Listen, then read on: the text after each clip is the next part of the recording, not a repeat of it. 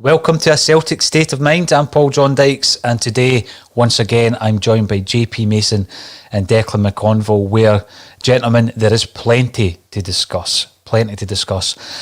Massive indication this morning that not only are we interested in or in discussions with Ange Postecoglou, but we are quite a way down the process of trying to appoint this man who only recently has been linked with the Celtic job, and in actual fact, on the back of the Eddie Howe job falling through.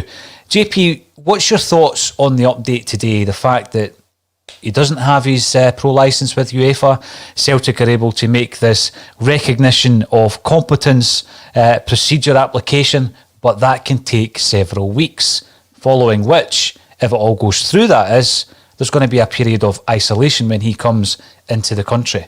What's your thoughts on this at this moment in time? Are we dreaming? Is this reality? Like, this is so mental. It's absolutely insane. And do you know, I think it's weird how all this information is out in the public domain, and it's obviously it's not fact. We don't know this is fact. We're just it's Anthony Joseph that's put that information out there, and Stephen McGowan puts information out there. Like, why is all of this being fed out into the public domain? Like, how is this not conducted behind closed doors? Why is everybody and their dog able to know Celtic's business, when it's not concluded? I find that unsettling. I don't really enjoy that fact, just the same way as I don't enjoy the fact that there was talk of podcasts getting the nod over the Howe deal before it actually was announced. Like, that's absurd. There's a difference between a podcast being allowed, like ourselves or whoever, being allowed into a press conference to ask a question, but to be apparently being told that this information before it comes out into the public domain, I don't agree with that at all. And if there was anybody online sniping at that fact, then I agree with them. I don't think it's right. I know we will go on about acting like a big club. That is not acting like a big club.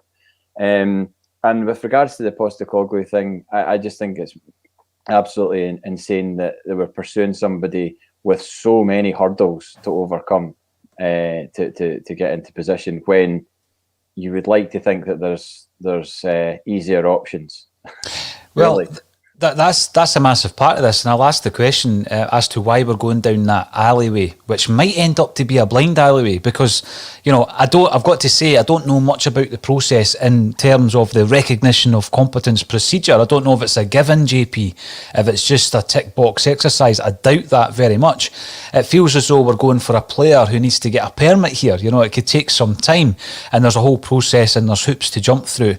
But it looks to me, Declan, as though we're going down this alleyway, potentially a blind alleyway, in part due to the links between the fact that his club, YFM, we'll call them, are part of the City Group. And, there is undoubted links between Peter Lowell and this deal having been done, or certainly started, with a team who are part owned by the City Group. Why are we continually going down alleyways like that when, as JP says, there are other options out there where the negotiations wouldn't involve the issues with the pro licence? It looks as though we just went for the simple option in terms of who we knew to sort us out, and that comes directly from Peter Lowell. I mean, we had a conversation just short of 100 days ago. It's 100 days since Neil Lennon left the club, about Enzo Maresca, about that tie to the City Group and Fergal Harkin, and that whole idea that we would probably, tap into that in terms of, what Manchester City's got, the City Group that is, with Manchester City, New York City, Melbourne City, is that right? Over in Australia. And then they've got Yokohama Marinos, so they've got all these clubs, they've got their whole scout network, they've got obviously different coaches. It's likely how the Ronnie Deila deal came about. It's why he's at New York City after leaving Celtic. It just seems a bit crazy that we're just kind of depending on something that we've tried before, that, for a want of a better term, it worked to an extent. Ronnie was successful. He won 2 league championships and a League Cup, but in terms of probably progress, the club to what we wanted to achieve, we never really took that step forward with Ronnie Deila for a number of different reasons. Senior pros in the dressing room undermining him, not getting to the Champions League 2 years in a row, But at that point, I think it's important to stress, at that point we were league champions when we appointed Ronnie Deila. We just came off the back of 3 in a row, came off the back of 2 Champions League campaigns. At this point in time, we're coming off the back of not winning anything and going for what is another, project, which is a big fear because, Ange Postecoglou, he's had that experience of a Celtic manager. I'm sure it's a big job in terms of he's qualified for World Cups and played in a big stage, but Celtic's going to be a very big, different challenge for him, and it's, it is a worry. It is a worry because on Monday, Tuesday, what we try to do on a Celtic State of Mind is, and this is something that I think is in fairness and to try and offer a bit of balance, is we had almost a case for and a case against. And after speaking to Jared on Tuesday, I'm looking at Ange and his credentials and thinking, yeah, I understand why he is being looked at as being a manager who could make that transition. However, the timing, Declan, is my biggest concern. When, going back to a point that JP made, on the one hand, as fans, we are constantly looking for information. We're in that, generation now, Declan, where you need fed information constantly. That's why the newspaper print industry has basically fallen off the edge of a cliff, because you can't wait for the next day or for an evening edition. You need information as it happens several times a day. So on the one hand, that's what we're demanding as Celtic fans, and we feel as though we're not getting enough information. But then when the information comes out and the forms and the different sources that it's fed into, again, Celtic fans are feeling let down by that. But they're obviously on the button here. I mean, Anthony Joseph obviously has appeared on another show on A State of Mind, but he has broken the story today on Sky Sports. It could well be that they're in the camp, if you like, of Ange, and they're being fed information, they're doing their checks with UEFA.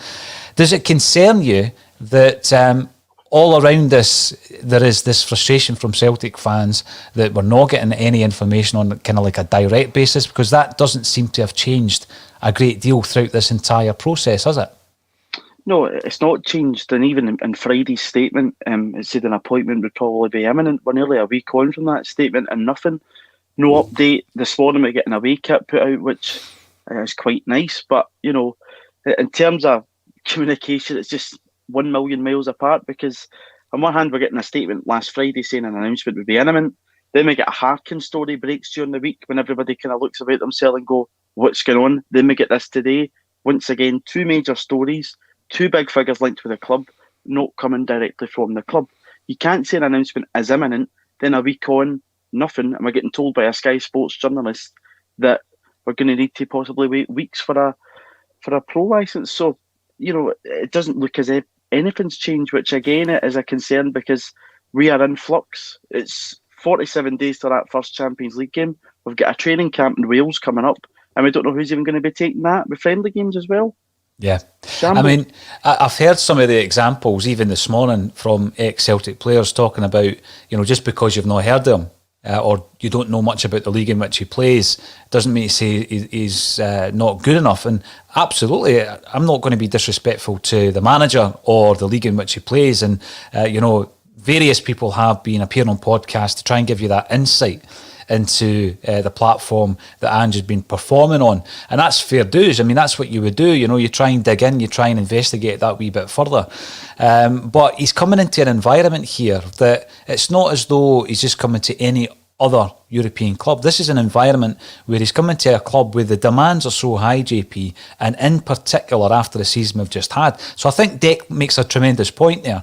When we appointed Ronnie Deila, the timing was probably right to take a left field appointment, an experiment, a project. There's various ways we could describe that, but a wee bit more of a risk in bringing in Ronnie Deila back then, but the timing was right. I don't think the timing is right at this moment in time, but it looks as though the club are going to charge forward with this appointment in any case.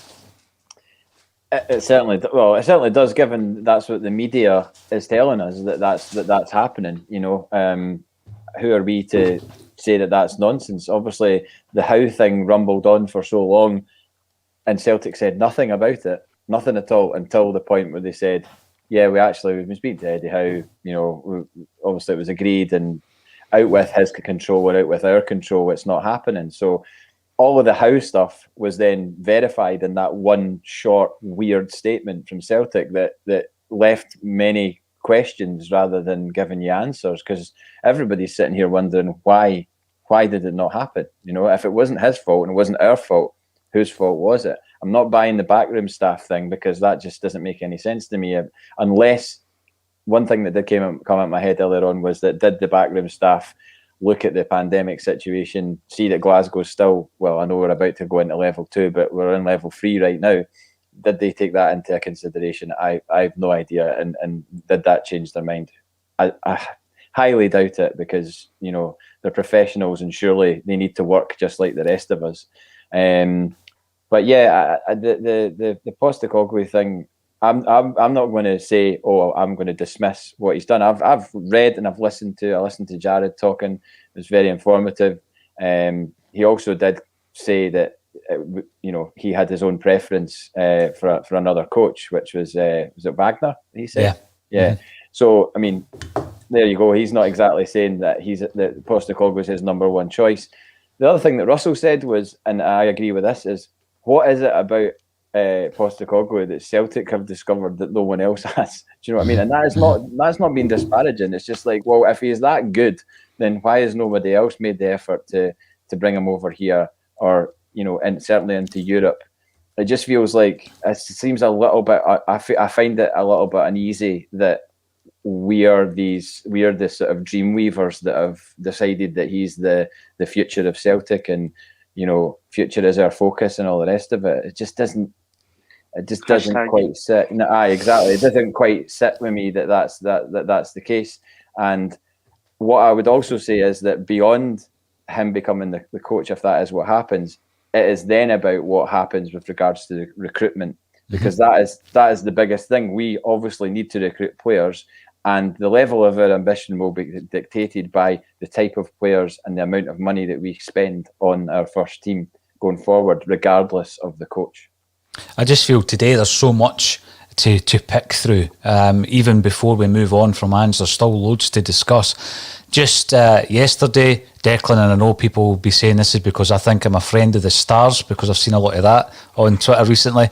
I was chatting to Andy Lynch, former Celtic captain, and Andy, I don't know if this is on his kind of profile, but Andy did coach over in Australia. And he was talking about, you know, the kind of standard over there. So I found that quite interesting when Andy was telling me about the standard of Australian football when he was over there coaching. But he did say one thing that got me thinking, because, you know, maybe a few weeks ago, and perhaps this is because we were getting on, or we were definitely on the Eddie Howe bus at this stage. Andy says to me, and this was before the Netherlands result and the performance last night, Stevie Clark, that's the type of manager Celtic should be bringing in. We need a safe pair of hands, and we need this to be stabilised. And, you know, I can't disagree with that. And I don't think it's possible. I don't think he would take it anyway, Declan. But should we be looking for a manager more of that ilk? We're talking about timing. We need somebody to come in who knows the game, right? It's a much lesser risk. Every managerial appointment is a risk, a much lesser risk. And to come in and just steady the ship. You know, Stevie Clark wouldn't be the worst appointment in the world. I think he's did an incredible job with Scotland. Obviously, being the first coach to get us to a major tournament for over 20 years. Brilliant achievement. Last night, Scotland played well. Again, just before that, he had a few poor results. So, how he gets on at the Euros, I don't know whether that'll fare, whether he'll stay on at Scotland. You might think that he's did his bit and then possibly look to go back to the Premier League. Obviously, did a very good job with Kelly. You know, I think, as you say, Paul, every manager would be a risk. There'd be a lesser risk with Steve Clark because he knows the league. But, you know, I'm just completely perplexed at this time. You know, with the Howe deal being so far down the line as we were led to believe, and then it just collapsing at the very end, there must have been well, I hope there was some kind of plan running alongside that Celtic can move quickly. Whether that has been the case, I don't know. But, you know, whether Stevie Clark or whoever else would maybe be better suited for the job, I don't know. But again, you go back a couple of years ago, Peter Lawwell said we had a multitude of CVs and we just put them in the drawer. So where we go from that, I don't know. Well, this again, it takes us to the where we are just now. So we're looking at terms with Ange Postecoglou. We're talking to Yokohama Marinos in regards to negotiating a compensation, which again is another hurdle that JP mentioned before. There's hurdles all around this job here. So we're looking at compensation for the boss. But again, we're looking at that Eddie Howe deal, and I think that the way that it transpired, I think there's been a knock-on effect on the Fergal Harkin appointment or interest, and I'll get back to that in a second. But surely, JP, when you're looking at the fact that we are only now entering into the process with UEFA in regards to the fact he doesn't have the requisite licence, so we're having to put through this request, and we're going to be basing it on 25 years of his managerial experience. We're only doing that now. Is that not indicative of the fact that we did actually have all our eggs in the Eddie Howe basket? 100%. Yeah, I mean, if they had any foresight at all, then they would have done that. They would have started this process way back, so that it was at least, because what harm would it do if he was granted that license and he didn't get the job? You would want to line up the ducks so that should the Howe thing not happen, and they must have known that the Howe thing wasn't going to happen. And in fact, I don't want to base things on Twitter or tweets, but a guy tweeted Anthony Haggerty and said that Neil Lennon was out golfing last Tuesday and got a text from Graham Souness to say that the Eddie Howe deal was dead. Now, that could be complete nonsense, but it seems a bit of a far-fetched thing to say, unless there's some validity to it. So even if that isn't the case, I still believe Celtic knew the deal was dead early on last week. I don't think it just happened on Thursday or whatever day. That didn't just happen. This thing had been dead for a while. So to suddenly go, yeah, we're in advanced talks with Ange Postecoglou, but we don't have the necessary license requirements for him to actually start the job when we need him to start it, which is, let's face it, yesterday. Then it definitely does look like everything was all in on, all the chips all in on Howe, and then we went bust.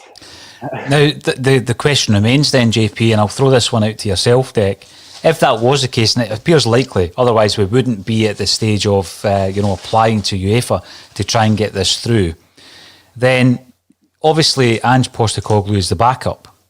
Do we have a backup to the backup? Now, we've seen a few names recently over the last couple of days coming through. Apparently, Rui Faria has been spoken to by Celtic. We know that Roy Keane and Nicky Butt have been spoken to by Celtic. But do we actually have negotiations going on elsewhere? Because this is so high risk, isn't it? I mean, what if the negotiations with his club break down in terms of a compensation package? What if the personal terms negotiations break down? Or what if UEFA don't grant us, the requisite paperwork to allow him to come in and coach Celtic Football Club? There's so many high risk criteria that haven't been ticked off yet. Surely we have a backup to Ange Postecoglou. What do you think, Dec? Or am I just being far too naive in that assertion? No, I think with everything that's went on in the past year, it's reasonable to ask these questions, and especially I think on Friday, if we had been doing our due diligence, we're well down the line in terms of what you were saying earlier on, JP, about just getting that licence, made sure it's there just in case. That Friday and Monday, Tuesday, whenever, that would have been the time that would have shown that Celtic were prepared and had a plan B. That has become apparent. We're a week on nearly from that, and we're no further down the line. It looks as if we're all in now in Postecoglou, but it likely means that whenever we go to Wales in a training camp, he probably won't be taking the team. And John Kennedy will likely be taking the team at that training camp, I'd imagine, if it does take weeks to get. So I think we're probably now all in Postecoglou, and it's a case of hoping that goes on and comes through. And if it doesn't, I don't know where we go from there, because the quickness and speed, as I say, from last week, the Howe deal, if we had been running something alongside, if we'd have acted quickly and appointed somebody, then we would have known that. But we've not. It's still a week on. Saw that report today. I think it's all in Postecoglou, and if that fails again, we're looking elsewhere. And we probably do have somebody there, but whether we've got everything in check with them is another question. See, the thing as well, JP, and this is not, I don't think, going to be music to the ears of many Celtic fans.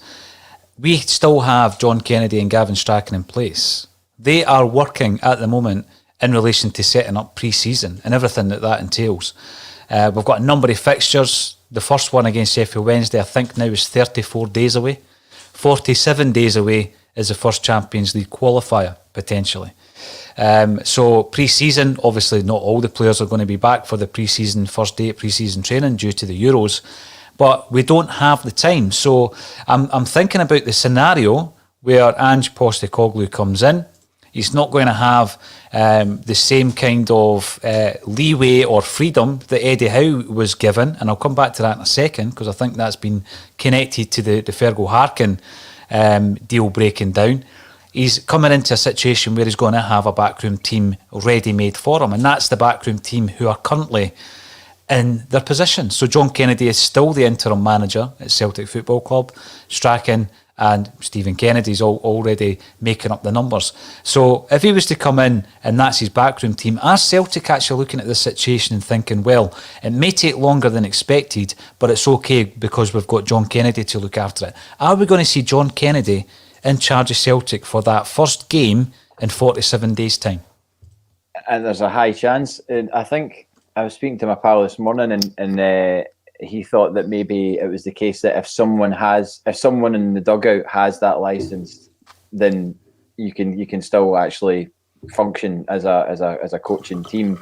So if John Kennedy does have that license, I presume he does, then Postecoglou could perceivably be in the dugout with him, but not actually be, contravening any rules or anything like that. So I just find it absolutely baffling that we're talking about this, and I don't want to be critical of Postecoglou, but one of the things that I heard he said was that he's happy to work with a coaching team provided they quote unquote share the same vision as him. I'm not into that. I'm sorry, I'm not into that at all. I just don't get that at all. I mean, it just doesn't fill you with any comfort that someone's just willing to just yield like that. I know that he's obviously quite a bullish figure, and he's stood up to media over there in Australia, and taking a few numbers to say the least from what I've heard. But that's too integral a part, and it almost feels like it's too convenient for Celtic to be like, oh right, you'll work with anybody. Cool, here's your guys. And it's just there's no unit, there's no harmony. It's not where we wanted to set off. It's everything that we said was wrong with the Lennon appointment and the fact that he didn't get to choose his own coaching staff. But then you've got a guy coming in that's happy with that as well. Doesn't make sense to me. It doesn't, and it was something we were very critical of all season, JP, especially when things started to go wrong. Neil Lennon looked isolated on the sidelines, didn't he? That wasn't his backroom team. You don't have that same dynamic. You just don't have that same working partnership.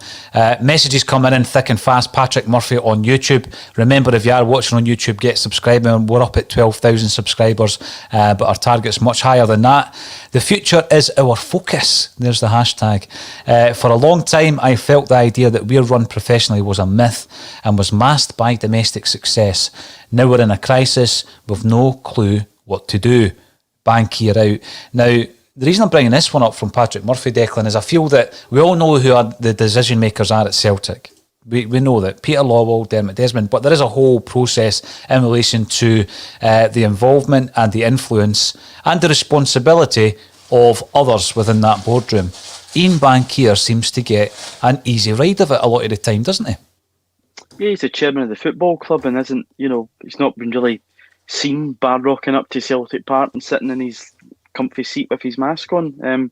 He does seem to get an easy ride of it, and how much his involvement is. I mean, he's in a very tidy wage, I'm sure, at the club, and in terms of how much his involvement is, I don't have a clue, It's almost as if Peter and Dermot call the shots and everybody in the boardroom just nods along and, yep, we'll go with that. So, yeah, it does seem to get an easy ride of it. But, in times of trouble, I think you can usually see how good functioning board should act, and they've not certainly did that. They've not covered themselves in glory at all through this process.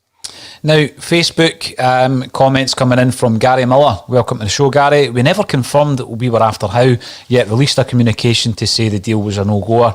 Why don't they communicate where we are right now? I think it's a very difficult situation that we're in just now, because I don't think we want to end up with the old cream pie in our face again. We've already had a couple of knockbacks in the last few weeks, so I think the club are being very careful about what they're putting out. And then, obviously, we'll get to this, Declan, as you mentioned, there will be contractual reasons why the jersey was launched today. But for anyone looking at that, you're thinking the timing is absolutely shocking. Read the room. You're trying to sell us merchandise here. That's not what we want to talk about. So it's very difficult for the people who are in these particular positions, Declan. There's some very good people at Celtic, as you know. Yeah. You know some of them. But they've been put into a position by the club, by those in charge of the club, whereby it's very difficult for them, even just to, on a day-to-day basis, put out a tweet. Because, JP, what's it like? Anything that goes out now is just met with a barrage. So I've got to say, and I'm not a big board sympathiser, absolutely not, but some of the people at the club are getting such a hard time, and, they don't have the power to make any difference to that, do they? No, and I had to laugh at the 20-minute Tim's shared the picture of his Sorrow wearing the strip, and there's other pictures of him, but the picture that they chose, he's kind of got this expression on his face where he just looks like, oh God, I can't be bothered doing this. And they put a caption with it saying, "Is Sorrow looking how we all feel right now?" And it's so apt. I mean, it was the perfect snapshot of right now. They just look like he would rather be anywhere else than launching a new strip, which, by the way, I do quite like. But I wish they wouldn't stop mucking about with the badge. Why can't you just keep the Celtic badge? I mean, that's a minor gripe. I do like the big crest, I've got to say, just as a wee diversion, and you've got a jersey with a massive crest behind you. Yeah, I do like a big crest generally, but I'm a traditionalist, JP, so I get exactly what you're saying there. Yeah. They were using something similar on polo shirts back in Beram Kyle's time. They were, yeah. Unsurprisingly, Beram Kyle wore it well. And it was like the yellow polos. I think there was a black one, maybe a white one. But it looked good on that. It looked good on the leisure wear. But when it comes to the kit, I just think, one crest. Stick to the one crest. Aye, and sewn badge. Sewn always. Badge. Yeah, 100%. Always embroidered. We're allowed to talk about the new kit. I mean, yes, we've done that. We don't want to labour it. I'm going to ask you though, Declan, right? So, on the point that Gary just made on Facebook, so out comes the announcement around the fact that Eddie Howe will not be coming to Celtic. Now, I'm looking at that situation because up to that point we know, and this has been confirmed as well, that Fergal Harkin had been in discussions with Celtic, right? So they had been looking at him. He's never fulfilled a director of football role in his professional career, but that was the role that was kind of being he was being earmarked for. Then the announcement comes out that we're not getting Eddie Howe, but the club were at pains to stress that he was given everything he wanted. He was to bring in his own team, going back to the point that JP was just talking about. He was bringing in his own team, and not just his assistant and his coach. He was choosing his director of football. He was given not quite carte blanche, but no far off it. At that point, if the club has been going down two kind of routes of inquiry, if you like, or 2 points of interest, I think what's happened there is we've tripped ourselves up, because whatever Fergal Harkin has been assured of, perhaps that he was the only kind of gig in town in terms of the director of football, we've basically confirmed that he wasn't, with the announcement that Eddie Howe wasn't taking the job, even though we had given him all this kind of freedom. Do you think that was one of the big reasons why Harkin is now no longer part of the process? Possibly could be. I mean, if you're getting strung along, getting told you're the man, you're going to get the job, and then you find out that wasn't the case, and you weren't first choice, I'm sure it would be something that would annoy people. Again, though, it said in that particular article, that Celtic had never actually, not that article, but Celtic said that he was not first choice. He was interviewed, but he was not first choice for the role. So, it begs the question of who is. first choice for the role. But on that point with Howe, Paul, to allow a manager to pick the director of football or whatever isn't the right way this process should work. It should be the director of football that picks the manager in the instance, because we spoke multiple times in this podcast about modernising the football club, how we move forward, the new structure. To do that, you need to have different people in different levels of place. That if one cog moves out the system, it just gets replaced very quickly and easily. So it should never have been the case that we were giving Eddie Howe freedom to pick that director of football. That's bad. And if we did know months ago that the deal, we weren't getting complete, we weren't getting the complete thumbs up from him, we weren't getting assurances from him, I think we should have walked away from the deal then. We shouldn't have got to this point so far down the line, led us up the garden path, and then just scuppered him at this point where on a Thursday afternoon, us three are going between Jersey's big shamrocks, an Australian coach, and Yokohama Marinos and contractual obligations. It's crazy. It is. If there's no contract on the table, then, Celtic have been caught out before. Declan, and we should know better. A club like Celtic should know better. What's your thoughts on it, JP, about the Harkin one? There was a feeling amongst a lot of Celtic fans that it was almost a shoo-in. Oh, I mean, most people were talking about Felga Harkin like he had his feet under the table and was actually making decisions. I guess the same people that, and myself included, that were all thinking that Eddie Howe was already doing things behind the scenes, identifying players, speaking to current players to find out their, thoughts on staying or going or whatever. So I think a lot of people thought that Fergal Harkin, maybe because of his responsibilities with Manchester City, couldn't commit to join the Celtic, but therefore would still maybe be doing things behind the scenes. So, I mean, everybody and their dog thought that Fergal Harkin was a shoe-in to be in place. What you've got now is that you've got seemingly what I've identified Postecoglou. So then there's this scenario that could come about whereby we appoint a director of football, having already appointed a coach, and we appoint a director of football. Those two guys have never met. And then you've got John Kennedy and Gavin Strachan in the dugout with a manager or coach that they've never met. Mm-hmm. That is completely insane to me, like absolutely mental. If that is what happens, who knows if that is what's happening or not. But if that is what happens, then I am not comfortable with that at all. And it's not the first time the club's done it. I'm going to bring up the Wim Jansen example just in a second here, but there's some other comments coming through. That ended well, didn't it? I know we won the league, but it didn't end well. We lost them in the summer because of the whole matchmaking exercise, Jock Brown and all the rest of it. And then we had to then rebuild and restart with Venglos, who wasn't a bad coach, but was probably the wrong guy at the wrong time. You're right. After Jansen, you've got a season under Venglos, a season under Barnes/Dalglish before O'Neill comes in. So the real concern I've got is go for the O'Neill appointment now, because if you don't, you're going to have this 2 or 3 seasons where we could continually be trying to push on with the rebuild, JP. But if you don't have the right men in at the club, it's just not going to happen. Kevin Crawford, says absolute shambles top to bottom. JK will be taking first day training in pre-season 100%. And Gary Ben J88 says the same. Kennedy will be the next Celtic manager. It brings back memories of speaking to people, Declan, like Simon Donnelly, Jackie McNamara, who are at training in the camp, and I could be wrong, but I think it was in the Netherlands, is being taken by Murdo McLeod. So Murdo McLeod's taking the training, and this is pre-season 97-98, and Rangers are going for 10 in a row, and we're having to stop it.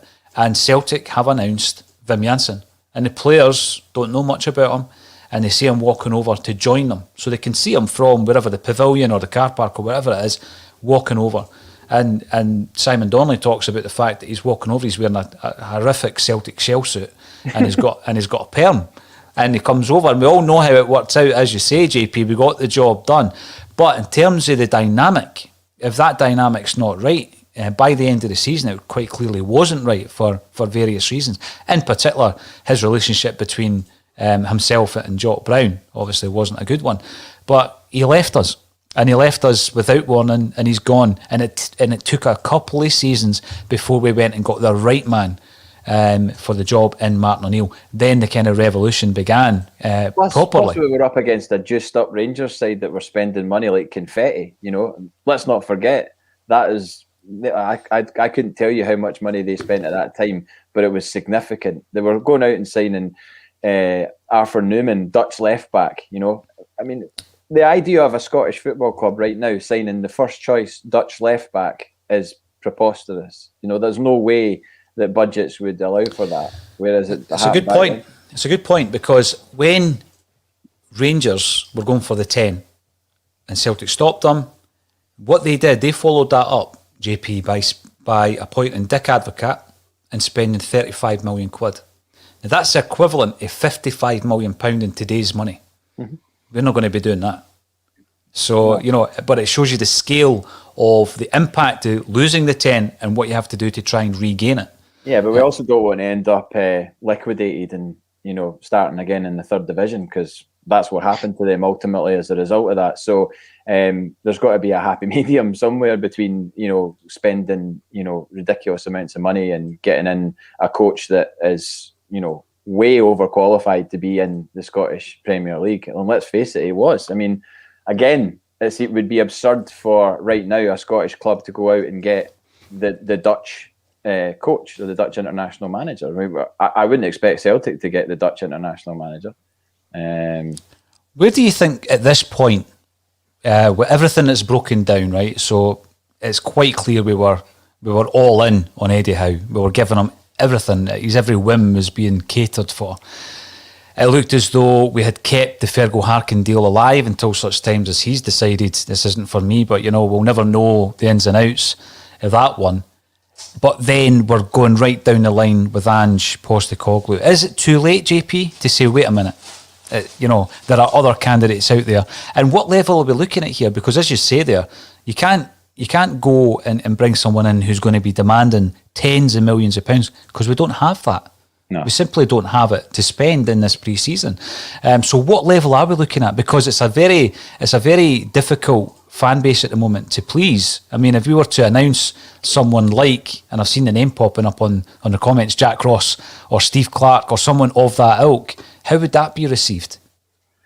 I think Jack Ross would not be a popular choice. There would be a lot of question marks over him and what he could do at this level. And with the scale of the job that's in front of him, he's not coming into a settled team. He's not coming into a settled club. Really, the club is not settled right now, and it doesn't. I don't take any satisfaction from pointing that out, because I've never known it to be like this in my entire life. For it to be in such disarray and with so little time, as you can see, 47 days until the first Champions League qualifier, to be this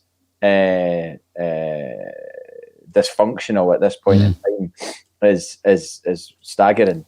So I think Jack Ross not a great suggestion. Steve Clark, yes, as you said, I don't think Steve Clark would come anywhere near Celtic Park right now.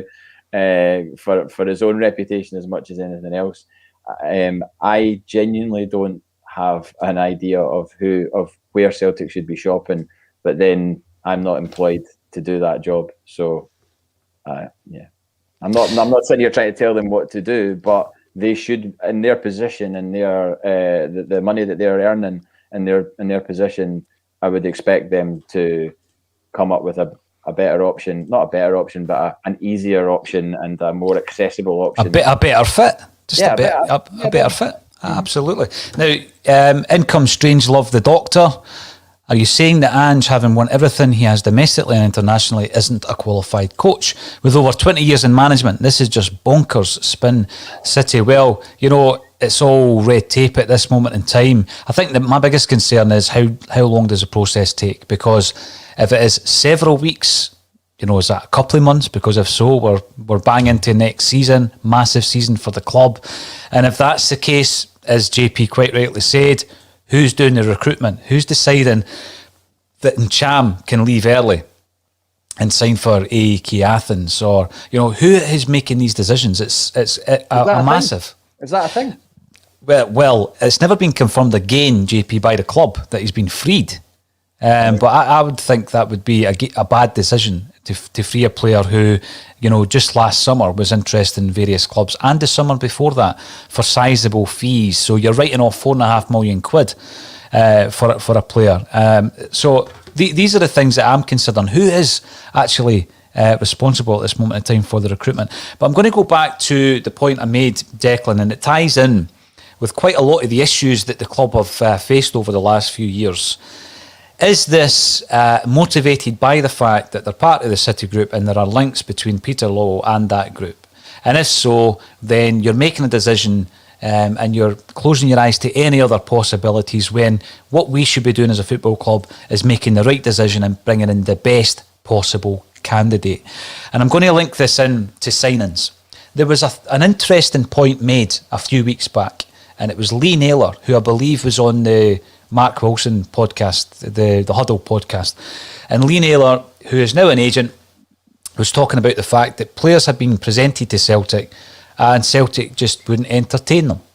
Now, on the one hand, you could say, maybe they're not good enough, Lee. Maybe you're just trying to make your cut of the deal and the player's not good enough. But on the flip side of that, the signing policy and the good, bad and ugly that we've seen coming into the club is something that's been a point of discussion time and time again on a Celtic State of Mind, and I'm sure elsewhere and amongst fan media. And it is an issue if, like the City Group connections that we have, if the club or an individual at the club who's dealing with the transfers is only interested in dealing with individual or a small collection of agents. And if that is the case, is that why we're continually bringing in players that the manager doesn't want to play? Because we know that Brendan Rodgers didn't sign Marian Sved or Marvin Compere, and we're spending all this millions and millions of pounds on these players, and there's been loads of others that the manager doesn't even want. Turning up at training, there's a new signing, and then you do your press conference, they ask you about the signing.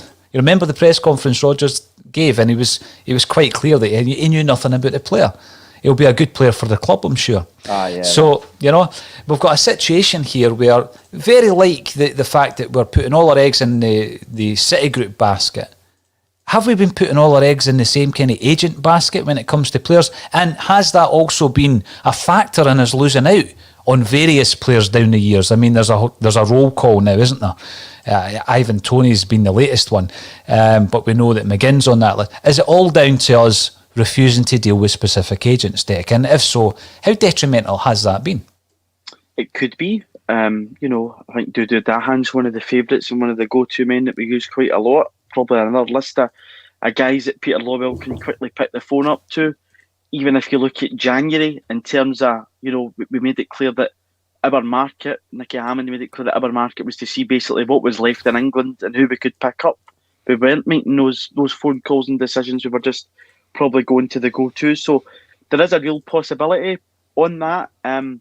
With regards to the City Group, it did work to an extent under Ronnie in terms of what we brought in player-wise, in terms of your Jason Deniers, John Guidetti, Patrick Roberts. Obviously, with then Dedrick Boyata, Olivier Ncham, Daniel Arzani didn't work out.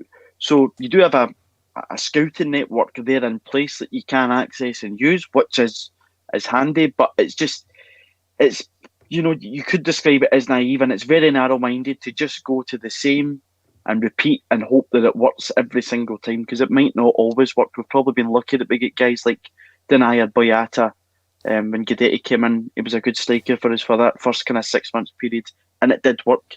But then sometimes it won't work, and again, it's narrowing your market. There's so much out there, and again, maybe Ange Postecoglou might surprise us with untapped markets that we don't shop in terms of Asia, in terms of Australia. But I think it's just narrowing your market if that has been the case, and it's poor that that's what we've maybe been pursuing. Again, I don't know that, but if that has been what we're pursuing, it's not good to just always try and go at the same people and just expect to get the same outcome from it. Absolutely agree with you. Because for me, JP, it's all about getting the best for Celtic. You get the best manager. It doesn't matter what group his name is under. You get the best players. It doesn't matter what agent he is represented by or agency. Now, Bromsgrove boy, who comes in regularly on the show, so welcome back, says, so Peter Lawwell steps down at the end of June, but thereafter he still does or does not pull all the strings. I think more than ever, it's pretty clear for all the reasons we've said and all the different links, we need to rip this up and start again, JP. We can't continually have that influence overbearing the new man in charge, Dominic Mackay, who we know is in the building, doesn't start officially till the 1st of July. Would you agree with that? Yeah, I would. And I do feel for. I don't feel for someone that's obviously earning a shed load of money and has got a great job and an important job at Celtic. But what a job he's got in his hands right now. I mean, Dominic Mackay.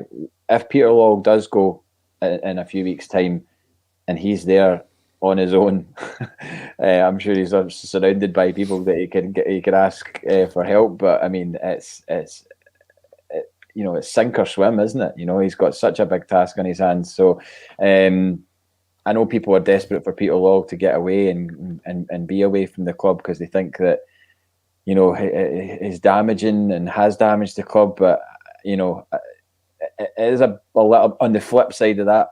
Hi, Russell. It is. You've got to look at the fact that Dominic Mackay has never experienced being the CEO in a football club before, so this is all completely new to him.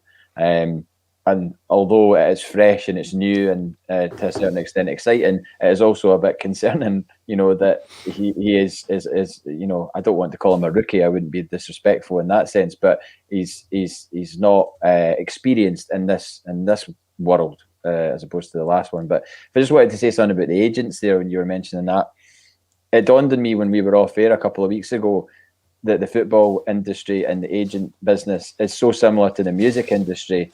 And that if you have a powerful agent in the music industry, and I'm not giving away any trade secrets here by telling you this, if you've got a powerful agent in the music industry who works with headline bands, he will start working with new bands and up-and-coming bands who nobody knows yet. And in order to get them ahead early on in their career and, get them, on festival bills and things like that, he will play the game with the promoters and be like, oh, yeah, you can get, Coldplay or whoever, but you need to take this band and I want them to play somewhere at your festival. So you need to find them a space. So it's clearly exactly the same with agents, where the agents will phone up and be like, oh yeah, I've got this guy. I mean, it was even said that the Ibrahim deal, or who was the centre half, the Israeli centre half? Was it Rami Gershon? Rami Gershon, right? Apparently, Peter Lawwell said, "Oh, we need to get this guy out of his. We need to help the agent out to get this guy out of his country. He's having some bother or whatever, and he needs a move." And that's how he ended up at Celtic, rather than it being like the player's being identified for his footballing prowess and fitting into the team and the squad, etc. It was just like, "Oh, this guy needs to get out of where he is, and we're going to help him out." That helping an agent out, and there's far too much of that goes on, and it does go on a lot in the music industry, and you end up with bands playing to nobody because they have a powerful agent. And sometimes those bands go on to become hugely successful, but it's a lottery. Sometimes you'll never hear of them again, but you'll have lost a lot of money on them because you're appeasing an agent. And it's the same exact thing with football players. Like, how many players have we written off? And sometimes we've been lucky to get money back for them, but then other times they just disappear out the back door, and it's like, oh yeah, they're away, played like a handful of games for us, didn't score any goals. Cheers. Well, the thing with that, JP, because it is a good insight, is what I hear a lot when I bring up the transfer record is, but look at all the good ones we've had, or there's no exact science to it, you're always going to be buying bad players. But there just seems to be too many millions of pounds, just thrown into a black hole with Celtic. If you were to look at the last 18 years under Peter Lawwell's tenure, if you like, or during that tenure, there's been so many examples of this, where how many of them have played under 50 games, let's say, right? And we've spent £2.5-3 million on these players, plus all the wages that comes with it. So it is something that I'm hoping with the new regime changes by the best players that are available to Celtic, and that's, you know, all the other political nonsense, jumping through hoops, preferential agents, all that stuff. No, yeah, then that needs torn up, and we need to start again with that. Now we are in that kind of period, Declan, where we're entering the Euros. That's where we're going to be seeing all the action coming in. Last night was the first kind of warm-up game for Scotland. Pretty impressive contingent of Celtic players in that team, or ex-Celts. I mean, you just have to look at the midfield. Turnbull, McGregor and Armstrong. Christie and Dykes up front. Obviously, Dykes has never played for Celtic. Forrest, Hendry, it's Tierney, Robertson once at Celtic, Gordon. Unbelievable when you look at that, the Celtic contingent last night. What did you take away from that? Because my biggest takeaway from the game was Jack Hendry, I've got to say. And I want to talk a wee bit about Jack Hendry. But also, Craig Gordon. Well, the goal's an absolute peach. He basically tackles Stuart Armstrong to get him out the way and absolutely bangs it past Tim Krul. He's certainly worked in his shooting since we last probably saw him in a green and white jersey. Looked quite comfortable in terms of, you know, what is a position that we're going to be short in. You're starting to bring me into the idea that he might be coming back and actually playing for us.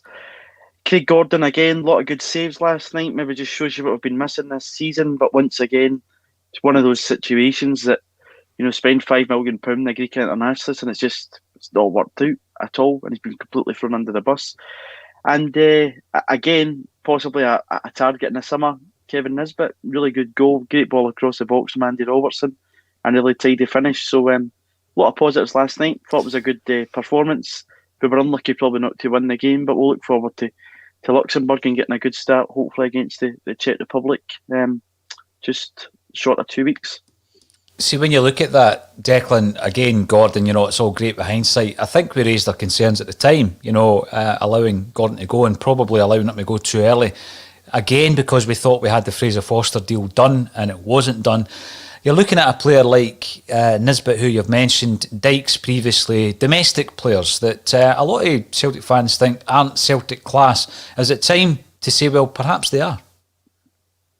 Possibly. You know, again, this is the first time a Scotland team's been at a major finals in 23 years, is that right? 23 years. So, you know, we've got a Scotland squad that are performing at a good level, they're at a good stage, and it shows you that in the domestic game and what's there, that there is good players. So you shouldn't just turn your nose up at them, you know, and they're going out there and showing. Even a guy like Stephen O'Donnell, I'm not saying go out and sign Stephen O'Donnell, but he puts in a really good shift for Scotland. And what I've seen this season in terms of Frimpong, Elhamed, hardly featured, and then John Joe Kenny, would Stephen O'Donnell really been any worse than any of those three players?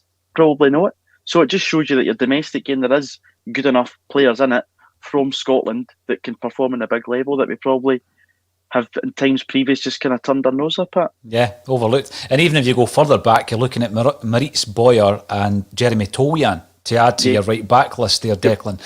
Now, we had on the show the Belgian football podcast, JP, who were trying to give us the insight into the situation regarding Jack Hendry. They told us that Ostend had that buyout clause, but that expired on the 31st of May. So unless they've bought him for the £2 million that was the deal, he's still a Celtic player. So I've seen reports online saying that the plan is they've actually sparked that clause. They're buying Jack Hendry for £2 million, but they've already got a new team lined up for him. They're going to make a profit on him immediately, overnight. So they're going to buy him to sell him. So Celtic, surely, that's the worst of three options to allow him to go to Belgium, right? Surely the other two options are you keep him because he's quite clearly improved, or you bring him in to do what the Belgian side were going to do, and you make a profit on him rather than let him go for £2 million. What's your thoughts here? I think physically he looks as though he's worked a lot, and he's the physical aspect of his game. I remember back to Ryan Christie when he went to Aberdeen, came back, looked as though he'd put about a stone and a half on in muscle. And I see a bit of that with Hendry as well. Is it too little too late, do you think? Is his Celtic career definitely over? I hope not. I was never one of these people, and I'm not just being revisionist here, I was never one of these people that was writing off Jack Hendry. I really don't think he got a fair crack of the whip at Celtic.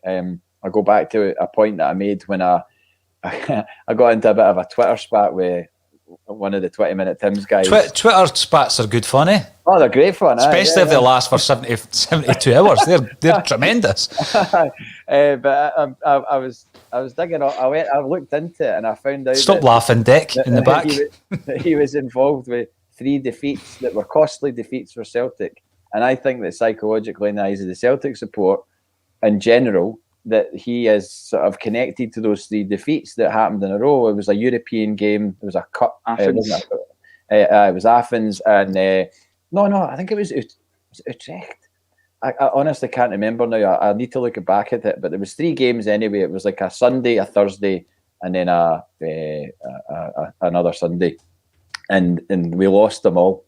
I'm pretty sure we lost them all, and he got battered for that. But I mean, it's a team game. It wasn't Jack Hendry's fault that we lost those games. The goals weren't even down to him. So I would genuinely love to, I hope that's not the case with regards to them buying him and then lining them up for a 10 million move to Leeds or Burnley or whoever like that. I mean, if he has been sold, surely to God, in amongst the happy birthdays, Celtic would have announced Jack Hendry has been sold to Ostend. We wish him all the best. Thanks for your efforts. Blah blah blah. So it can't be the case that he's gone. It surely can't be. What they're just going to do in a couple of days? Go, oh, by the way, Jack Hendry's away. We forgot to tell you. No. Why? The thing is, why as a club would you put yourself in that position when you know that he's going to the Euros and all it takes is 3 good performances from any of the Celts that are on the kind of fence in terms of Ryan Christie being the other one, obviously, that might leave, and that puts a massive difference, a massive view, if you like, on the transfer fee. If you go and you perform at that level and you perform well, you imagine, and I'm going to get shot down for this, but you imagine Jack Hendry starring against England, and some of these clubs that you've mentioned there who are reportedly interested. If you get a bidding war with a couple of them, then you properly do cash in. But as I say, I think of the 3 options we've got with Hendry, the worst one is, that buyout clause from Ostend. We don't know the ins and outs of the deal, but unless it's actually been taken by the 31st of May, according to the Belgian Football Podcast, he's still a Celtic player and we can negotiate elsewhere. So we'll see how that one develops. I think would help as well. If Jack Hendry is to come back to Celtic, I think what would help is the fact that he's not going to come immediately back to playing in front of a full Celtic Park. Unfortunately, I would far rather that was the case. I just can't believe we've not been at a game since March last year. But I think that would maybe help, because if he comes back and keeps at the same sort of level that he's been playing in Belgium, then by the time it is a full house again, the fans will be like, well, we've seen him been playing well in a Celtic shirt, and he gets an easier ride of it, you would hope. Mm-hmm. See, when we look at last week, we spoke about going back in time and having a look at the 27th of May, and the game that I recalled was the Airdrie Cup final, where thankfully I didn't get lifted for the night, and the one that Declan was looking at was the Invincibles, the Scottish Cup final game with Rogic scoring at the end. Quite prophetic, actually, talking about an Australian last week, Declan. Well, this week I'm looking at the fact that Amy Canavan did a brilliant interview with Paul Elliott last week. If you've not had a chance to watch that, check it out on our YouTube channel. Amy is the soccer supernova, and she's our dedicated chat show. She speaks to footballers from all over Europe in relation to their careers, and she's very good at it. So she speaks to Paul Elliott last week, and it reminded me of that era at Celtic, and it reminded me of a player that we were very close. We made a few inquiries in relation to bringing him in to match him up and pair him up, JP, with Paul Elliott, and that player was Paul McGrath, right? So when you look at Paul Elliott's career and the timeline, so Paul Elliott comes into Celtic in 1989 for the 89-90 season. Now that's incredible when you think that, right, we won a double in 87-88 under Big Caesar, right? And we didn't kick on the following season, but we did win the Scottish Cup and we denied Rangers a treble, 88-89. The following season, we bring in Paul Elliott. Paul Elliott, who in my Celtic supporting life, he's actually in my top 11. From Pisa, wasn't it? I brought him in from Pisa for something like 600 grand, right? And Billy McNeil tried to sign Paul McGrath to marry him up with Paul Elliott. And it was the story was told to me by Tom Grant, former director of Celtic Football Club, who actually travelled down with Billy McNeil to do the deal. They actually travelled down to do the deal. That's how close it was.